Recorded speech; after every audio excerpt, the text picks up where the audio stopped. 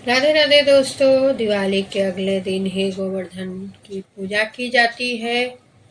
लोग इसे अन्नकूट के नाम से या गोधन के नाम से भी जानते हैं। इस त्योहार का भारतीय लोक जीवन में बहुत महत्व है। इस पर्व में प्रकृति के साथ मानव का सीधा संबंध दिखाई देता है। इस पर्व की अपनी अलग मान्यता और लोक कथा है। गोवर्धन पूजा में गोधन अर्थात गायों की पूजा की जाती है। शास्त्रों में बताया गया है कि गाय उसी प्रकार पवित्र होती है जिस प्रकार नदियों में गंगा। गाय को देवी लक्ष्मी स्वरूप भी कहा गया है। देवी लक्ष्मी जिस प्रकार सुख समृद्धि प्रदान करती है, उसी प्रकार गौ माता भी अपने दूध से स्वास्थ्य रूपी समृद्धि प्रदान करती है। उसी प्रकार गौ माता भी अपने दूध से स्वास्थ्य रूपी धन प्रदान करती है। इनका बछड़ा खेतों में अनाज उगाता है। ऐसे गौ संपूर्ण मानव जाति के लिए पूजनीय और आदरणीय है। गौ के प्रति श्रद्धा प्रकट करने के लिए कार्तिक शुक्ल पक्ष प्रतिपदा के दिन गोवर्धन की पूजा की जाती है। इसके प्रतीक के रूप में गाय की जब कृष्ण ने ब्रजवासियों को मूसलाधार वर्षा से बचाने के लिए 7 दिन तक गोवर्धन पर्वत को अपने छोटी सी उंगली पर उठाकर रखा और गोप गोपिकाओं उसकी छाया में सुखपूर्वक रहे। 7वें दिन भगवान ने गोवर्धन को नीचे रखा। प्रतिवर्ष गोवर्धन पूजा करके अन्नकूट उत्सव मनाने की आज्ञा दी। तभी से यह उत्सव अन्नकूट के नाम से जाना लगा। गोवर्धन पूजा के संबंध में एक लोक गाथा प्रचलित है। कथा यह है कि देवराज इंद्र को अपने आप पर अभिमान हो गया था।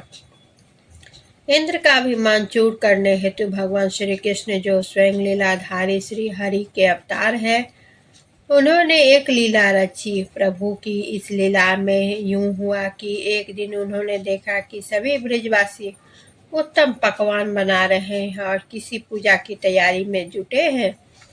श्री कृष्ण ने बड़े लोभ भोलेपन से मैया यशोदा से प्रश्न किया, मैया, ये आप लोग किसकी पूजा की तैयारी कर रहे हैं? कृष्ण जी की बातें सुनकर मैया बोली, लल्ला, हम देवराज इंद्र की पूजा के लिए अन्नकूट की तैयारी कर रहे हैं।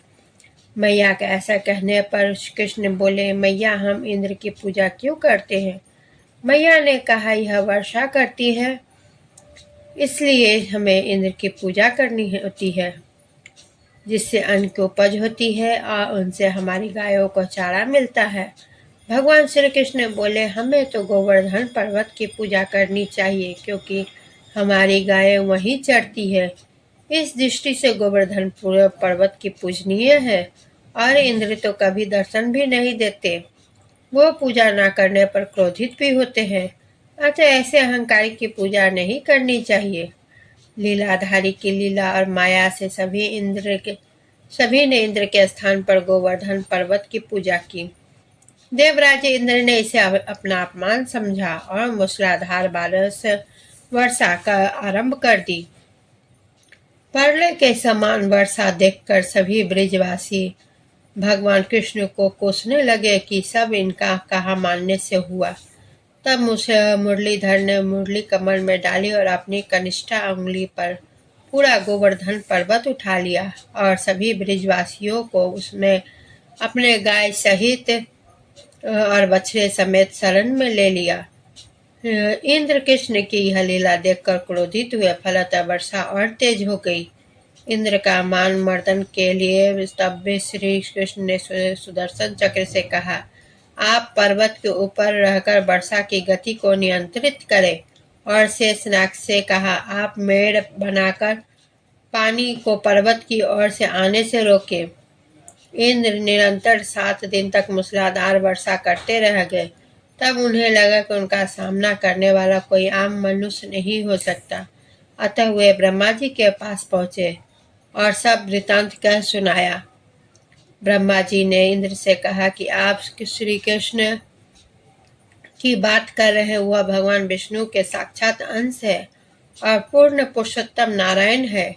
ब्रह्मा जी के मुख से यह सुनकर इंद्र अत्यधिक लज्जित हुए और श्री कृष्ण से कहा कि हे प्रभु, मैं आपका पहचान न सका, इसलिए अहंकार बस भूल कर बैठा। आप दयालु हैं, आप कृपालु भी, इसलिए मेरी भूल क्षमा करें। इसके पश्चात देवराज इंद्र ने मुरलीधर की पूजा कर उन्हें भोग लगाया। इस पौराणिक घटना के बाद से ही गोवर्धन की पूजा की जाने लगी। ब्रिजवासी इस दिन गोवर्धन पर्वत की पूजा करते हैं। गाय बैल को इस दिन स्नान कराकर उन्हें रंग लगाया जाता है और उन्हें गले में नई रस्सी डाली जाती है। गाय और बैलों को गुड़ और चावल खिलाया जाता है। गोवर्धन की पूजा इस प्रकार होती है दोस्तों। इस दिन प्रातःकाल शरीर पर तेल मल कर स्नान करने का प्राचीन परंपरा है। इस दिन आप सवेरे से समय पर उठकर पूजन सामग्री के साथ में आप पूजन स्थान पर बैठ जाएं और अपने कुलदेवी की ध्यान करिए। पूजा के लिए गाय के गोबर से गोवर्धन पर्वत पूरी श्रद्धा भाव से बनाएं। इसे लेटे हुए पुरुष की आकृति में बनाया जाता है। प्रत्येक रूप में से गोवर्धन रूप में आकार आप बनाकर फूल, पत्ती, टहनियों एवं गायों की आकृतियों से सजाया जाता है। गोवर्धन की आकृति बनाकर उसके मध्य में भगवान श्री कृष्ण की मूर्ति रखी जाती है। नाभि के स्थान पर एक कटोरी जितना गड्ढा बना लिया जाता है। वहाँ एक कटोरी व मिट्टी का दीपक रखा जाता है। फिर उसमें दूध, दही, गंगाजल, मधु और इत्यादि डालकर पूजा की जाती है। फिर इसे प्रसाद के रूप में बांटा जाता है। गोवर्धन की पूजा के दौरान एक मंत्र का जाप करना चाहिए। कुछ स्थानों पर गोवर्धन के पूजा के साथ ही गायों को स्नान कराने, उन्हें सिंदूर इत्यादि पुष्प मालाओं से सजाए जाने की परंपरा भी है।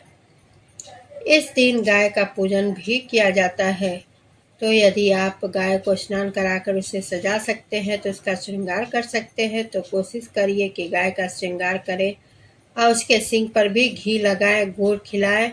गाय की पूजा के बाद में एक मंत्र का उच्चारण किया जाता है जिससे लक्ष्मी जी प्रसन्न होती है और आपके घर में कभी धन की कमी नहीं रहती। फल, मिठाई इत्यादि आप पूजा के दौरान गोवर्धन में अर्पित करिए।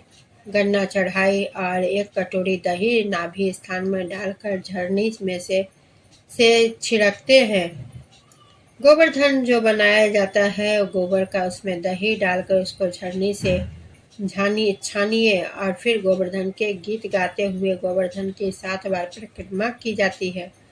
परिक्रमा के समय एक व्यक्ति हाथ में जल का लोटा व दूसरा व्यक्ति अन्न यानी जौ के लेकर चलते हैं और जल वाला व्यक्ति जल की धारा को धरती पर गिराते हुए चलता है और दूसरा अन्न यानी जौ बोते हुए परिक्रमा पूरी करते हैं।